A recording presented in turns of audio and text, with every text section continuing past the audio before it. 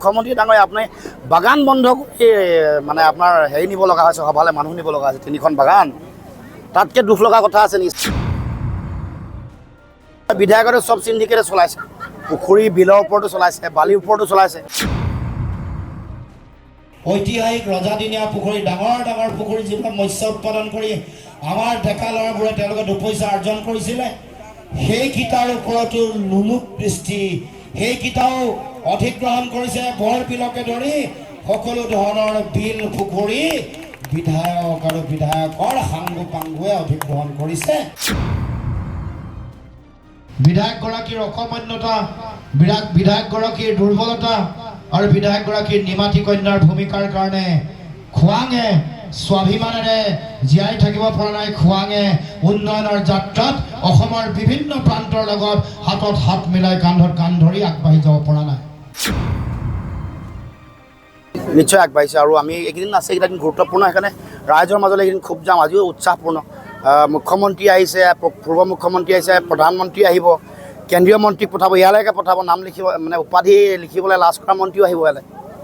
গতিকে এইসকল অহাৰ পাছতো ৰাইজৰ যিটো উৎসাহ, পাৰ ভঙা উৎসাহে আত্মবিশ্বাস বঢ়াইছে। আৰু মই ক'ব খোজোঁ, বিপুল বিবৰ্ধনত ৰাইজে ইয়াৰ পৰা জিকাই পঠাব। ৰাইজে জানে কোনোবা যুঁজা মানুহৰ প্ৰয়োজনীয়তা আছে, সেইটো নকয় কি বুলি ক'ব। মোৰ নামে কিয় লৈ আছে ইমানকৈ, কিয় ইমানকৈ আহিছে, মই এইটোৱে কৈছোঁ।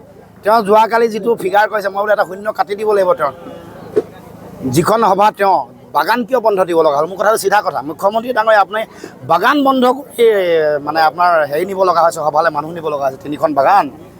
তাতকৈ দুখ লগা কথা আছে নেকি? চাৰিওফালে উন্নয়ন বুলি কৈ থাকেচোন।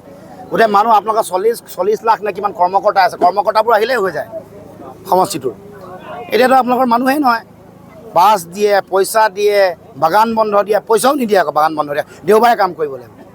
গতিকে এয়াই চলি আছে। গতিকে এই কথা গম পাইছে যে এইটো সমষ্টিত ইতিমধ্যে তেওঁলোকে আত্মসমৰ্পণ কৰিছে, কিন্তু কেনেবাকৈ মানুহৰ মাজত নেৰেটিভটো সৃষ্টি কৰিব পাৰে নেকি চেষ্টা কৰিছে। বিধায়কৰে চব চিণ্ডিকেটে চলাইছে, পুখুৰী বিলৰ ওপৰতো চলাইছে, বালিৰ ওপৰতো চলাইছে।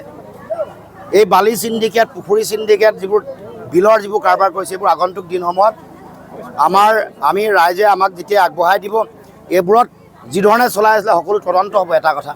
আৰু দ্বিতীয়তে পুৰণাকৈ তেওঁৰ যিবোৰ নিজৰ মানুহলৈ যিবোৰ কাম কাজ চলিছিলে, অকল মনপলি কৰিছিলে, সকলো ৰাইজক দিয়া হ'ব, বিধিমতে হ'ব।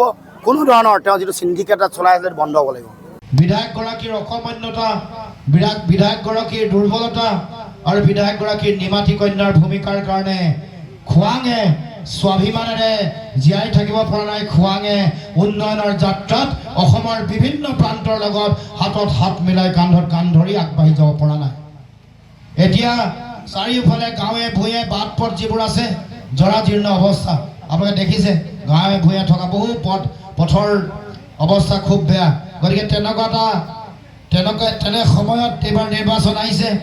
এই নিৰ্বাচনত সকলো ৰাইজক মই আহ্বান জনাইছোঁ, অতদিনে খোৱাংবাসী ৰাইজক কৰি অহা যিটো অবিচাৰ, অন্যায়, তাৰ বিৰুদ্ধে ভোট দিব লাগিব।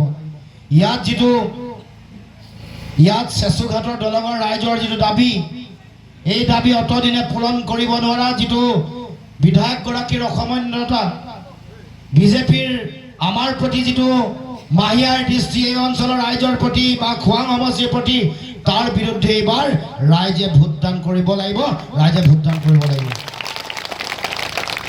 এফালে মূল্যবৃদ্ধি, আনফালে চিণ্ডিকেট, এফালে কৰ কাটলৰ বোজা, আনফালে খোৱাং সমষ্টিত দিয়া টোল গেটৰ বোজা, এফালে বিদ্যুতৰ মাচুল বৃদ্ধি, আনফালে হাত গুণ মাটিৰ খাজানা বঢ়াইছে।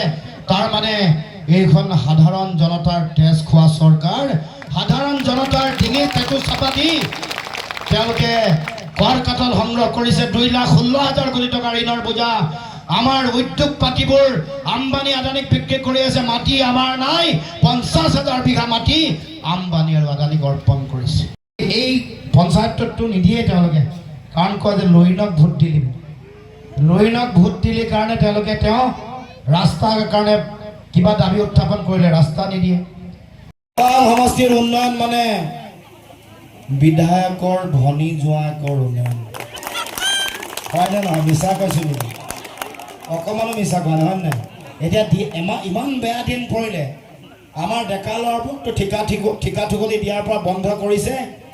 এতিয়া আগতে যিবোৰ বিল আমাৰ ডেকা ল'ৰাবোৰে চলাই আছিলে, ঐতিহাসিক ৰজাদিনীয়া পুখুৰী, ডাঙৰ ডাঙৰ পুখুৰী যিবিলাক মৎস্য উৎপাদন কৰি আমাৰ ডেকা ল'ৰাবোৰে তেওঁলোকে দুপইচা অৰ্জন কৰিছিলে, সেইকেইটাৰ ওপৰতো লুমুক দৃষ্টি, সেইকেইটাও অধিগ্ৰহণ কৰিছে। বৰবিলকে ধৰি সকলো ধৰণৰ বিল পুখুৰী বিধায়ক আৰু বিধায়কৰ সাংগু পাংগুৱে অধিগ্ৰহণ কৰিছে।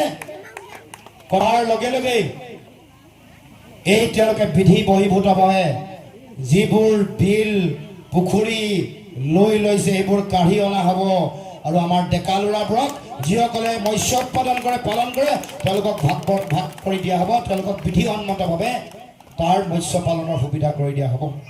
আমাৰ সপোন এক আদৰ্শ খোৱাং সমষ্টি হিচাপে গঢ়ি তোলা। বহুদিনৰ পৰা এই কথা কৈ আহিছোঁ। খোৱাঙৰ ৰাইজৰ মৌলিক সমস্যাবোৰ সমাধান কৰিবৰ কাৰণে আমাৰ দায়িত্ব আছে। সেইকাৰণে জাতীয় পৰিষদে আমাৰ ভিজন ডকুমেণ্টত এইটো কথা উল্লেখ কৰিছোঁ। 3140 কিলোমিটাৰ গাঁও অঞ্চলৰ ৰাস্তা কেৱল মাত্ৰ পকা হৈ আছে। আমাৰ চৰকাৰ অহাৰ লগে লগেই আমি যিটো লক্ষ্য লৈছোঁ, সমগ্ৰ অসমৰ 10,000 কিলোমিটাৰ গাঁৱৰ ৰাস্তা পকা কৰিব লাগিব। 10,000 কিলোমিটাৰ। আৰু সেই প্ৰকল্পৰ ভিতৰত খোৱাং সমষ্টি পৰিব ৰাইজ, যদিহে আমাক প্ৰতিনিধি কৰি আপোনালোকে পঠায়।